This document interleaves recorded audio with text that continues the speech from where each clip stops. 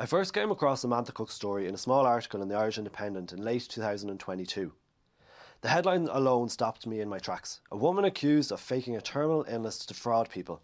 It felt too outrageous to be true. But the more I read, the more astonishing the story became. It wasn't just a one-off con, it was a sprawling, years-long web of deception stretching across Ireland and the UK. It read like a thriller, except it was all real.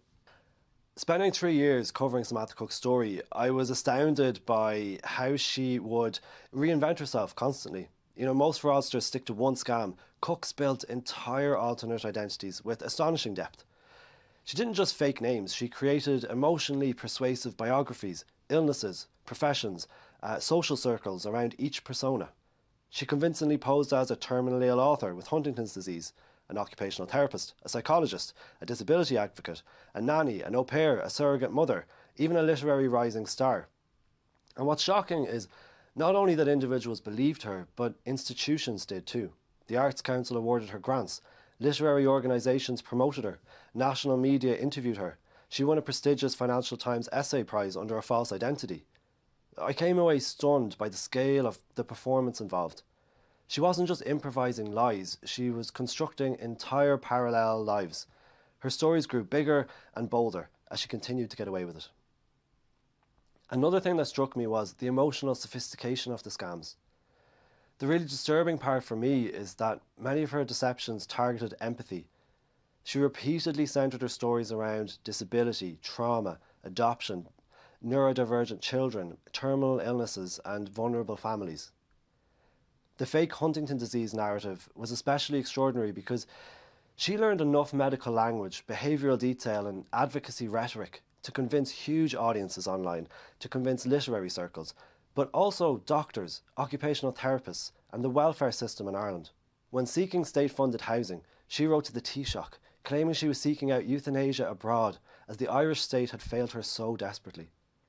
Her greatest skill wasn't theft or fraud, it was emotional manipulation. I was struck by how many intelligent, cautious people still believed her, even after there was warning signs. One of the most surprising discoveries for me would probably be that Samantha Cookes didn't fool gullible people. She repeatedly convinced experienced professionals, educated families, charities, writers, therapists, and safeguarding-minded organisations. People ignored red flags because her stories were emotionally overwhelming. She mirrored exactly what people wanted to hear. She created urgency and crisis. What became striking in my deeper investigation is that victims did notice inconsistencies. Timelines didn't add up, qualifications couldn't be verified, illness symptoms changed, dramatic emergencies happened constantly, yet they continued trusting her. That's the part that surprised me the most. Cookes appeared to understand social psychology at an instinctive level. She knew that once people publicly supported a vulnerable person, they became psychologically invested in defending that belief. Doubting her felt cruel.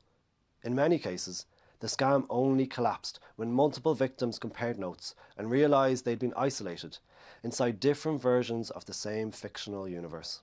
That transforms the story for me from a woman who lied into something much more unsettling.